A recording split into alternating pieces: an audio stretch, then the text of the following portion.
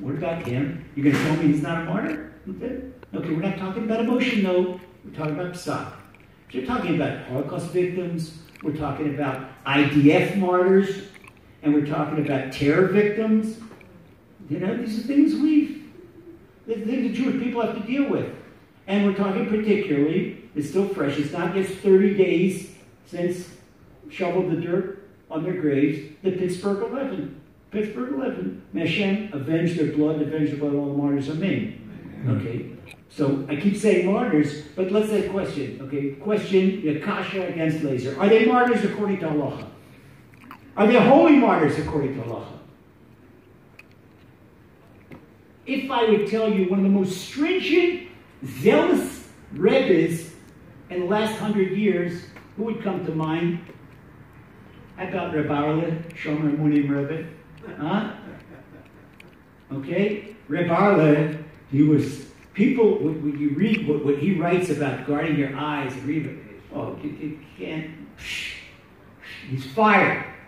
Fire. Rabbi is fire. And you see, to this day, you know, Meh Sharim, it's Rabbi. Okay, Rabbi. Okay, listen to this.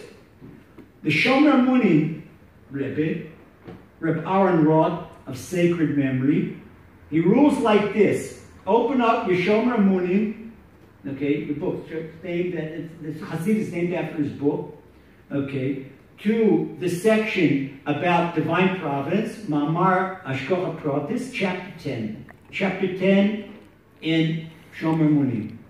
Rabbi writes like this. Any Jew who suffers at the hands of suffers, not to kill, suffers. In other words, got beat up, got ripped off of his money, the guy broke it, he's got a store, hardware store, and an anti-Semite threw a rock through the window. This is all called suffering. It's all suffering. Okay, it's isulim, suffering. Tribulations. He writes, any Jew who suffers at the hand of an anti-Semite is absolved of all sin. In other words, hey, you got hit by an anti-Semite? Hey, it's your Yom Kippur, Mazel Tov. You're now free of sin. Ooh, wait to see. If somebody's going to pay the price of that sin, but you're free, you're home free, my bro. Somebody called you dirty Jew? Wow. That's suffering. Somebody called you dirty, you're home free. This is Reb Arla Paskani, Reb Arla. Okay? Hold it, we're not finished yet. And not only that, you know what he says? He says the divine presence shares in your sorrow. Oh, Mr. Hardware Store owner, that anti-Semite knows that this is Goldberg's hardware store, and an anti-Semite do the thing, and the sorrow you have, now it's going to cost you $800 to replace the picture window, and then this and that. Hashem shares that sorrow with you. Hashem feels that pain, okay? The divine presence shares in the sorrow. Now listen to what he says. Now he quotes the Zohar. And this is the Zohar in Breshit, page 38b. The Zohar on page 38b uses a word in Aramaic called porphyra.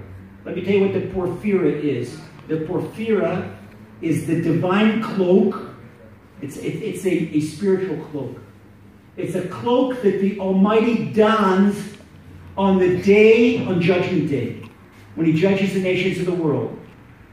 And it's like a patch quilt coat. The Zohar says, what's the patch quilt coat of it?